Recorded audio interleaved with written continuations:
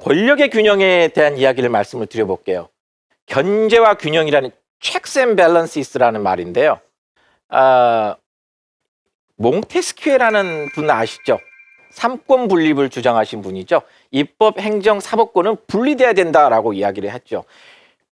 굉장히 놀라운 사고를 하신 거예요, 그분은. 그분의 생각에는요, 권력이 모아졌을 때는 반드시 부패하고 남용될 수밖에 없다고 생각한 거예요. 이와 비슷한 주장을 했던 분이 미국 헌법의 아버지인 제임스 메디슨이라는 분이 계세요. 그분은요, 한 권력이 다른 권력을 장악할 때 우리의 자유는 축소될 것이며 독재가 나타날 것이다라고 이야기를 합니다. 따라서 힘의 균형을 정치 체제에서 또는 국가 체제에서 힘의 균형을 달성하는 건요, 종국적인 목적이 어디에 있냐면요, 우리의 자유를 확보하는 데 있습니다.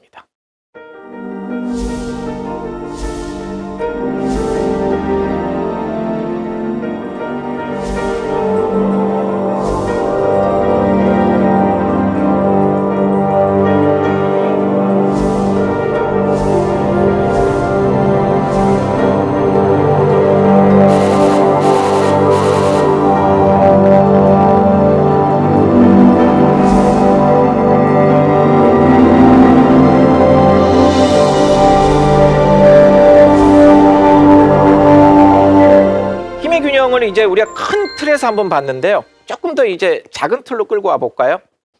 최근에 이슈가 되고 있는 게 공직자 비리 수사처라는 게 만들어지죠. 검찰 개혁의 일환이죠.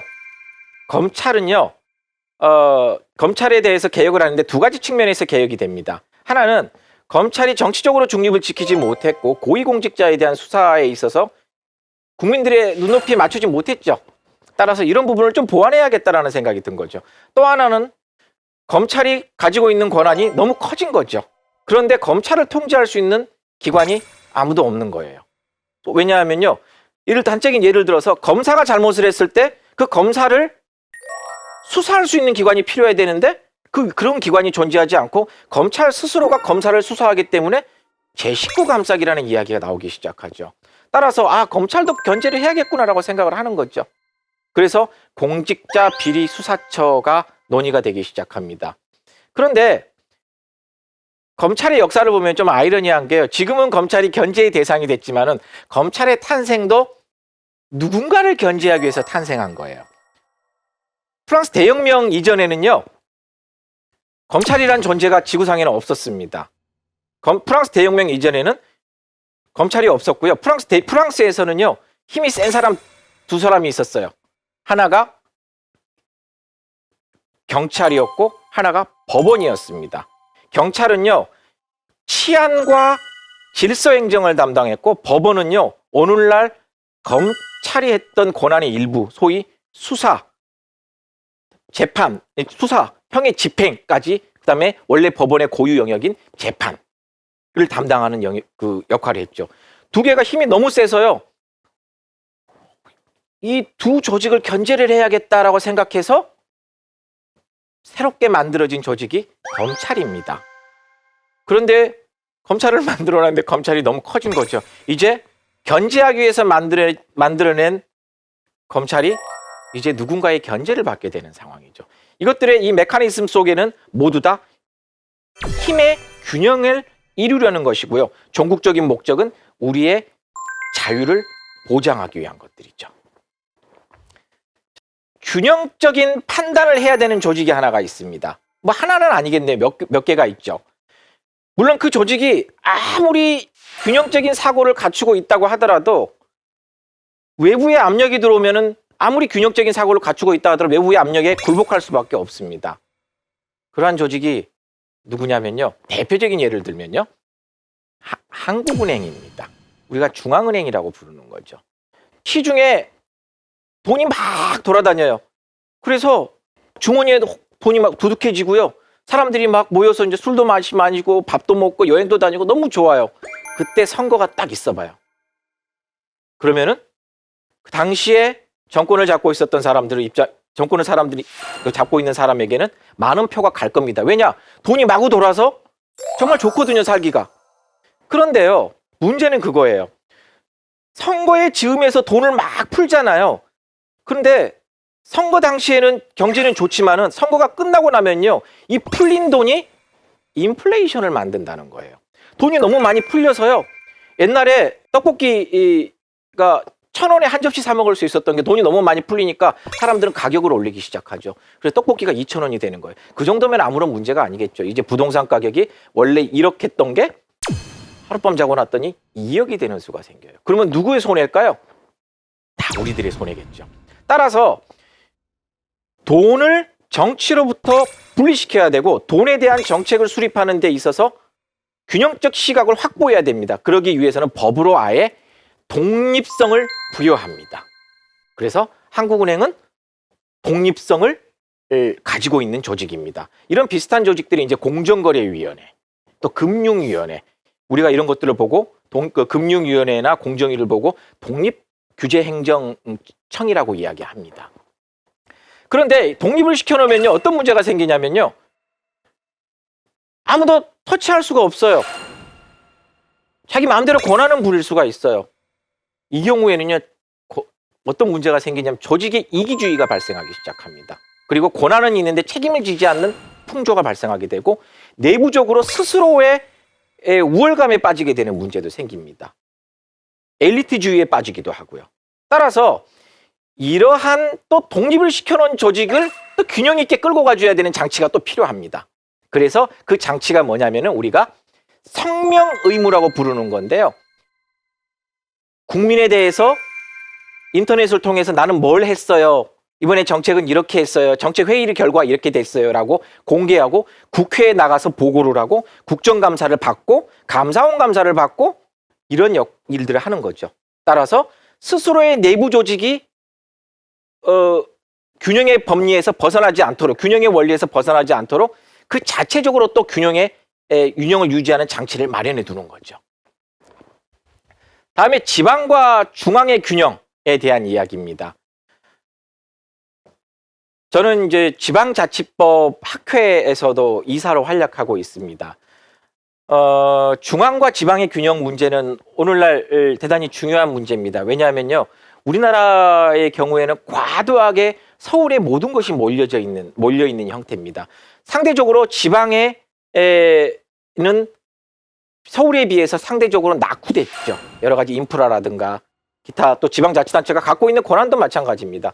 따라서 중앙과 지방의 권한을 어떻게 배분할 것이냐. 이제 지방도 지방 스스로의 자기의 지역 특성에 맞게 발전할 수 있는 계기를 마련해 줘야 되지 않겠냐.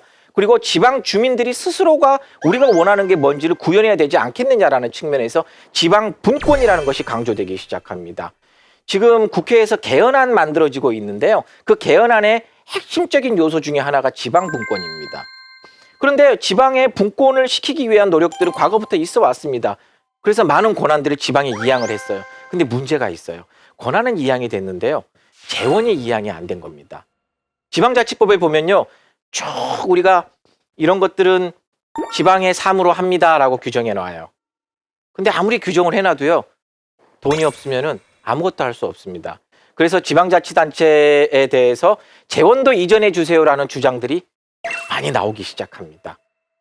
그래서 지방과 중앙의 균형을 갖는 것도 매우 중요한 포인트다 라는 점을 말씀드리고 싶습니다.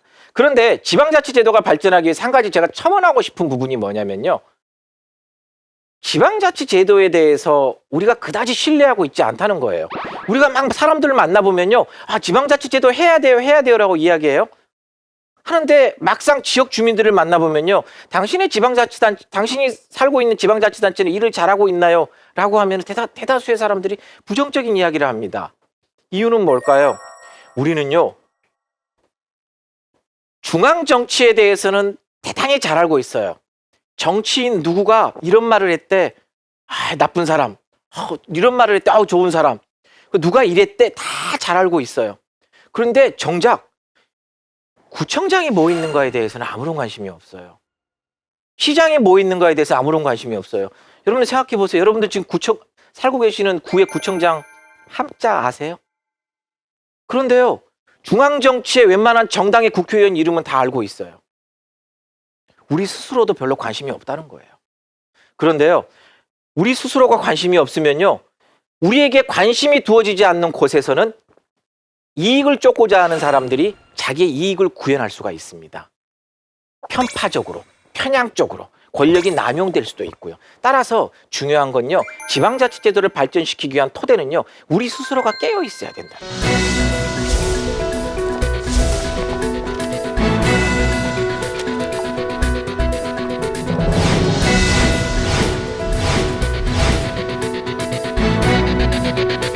세금이 얼마나 많이 없었고요.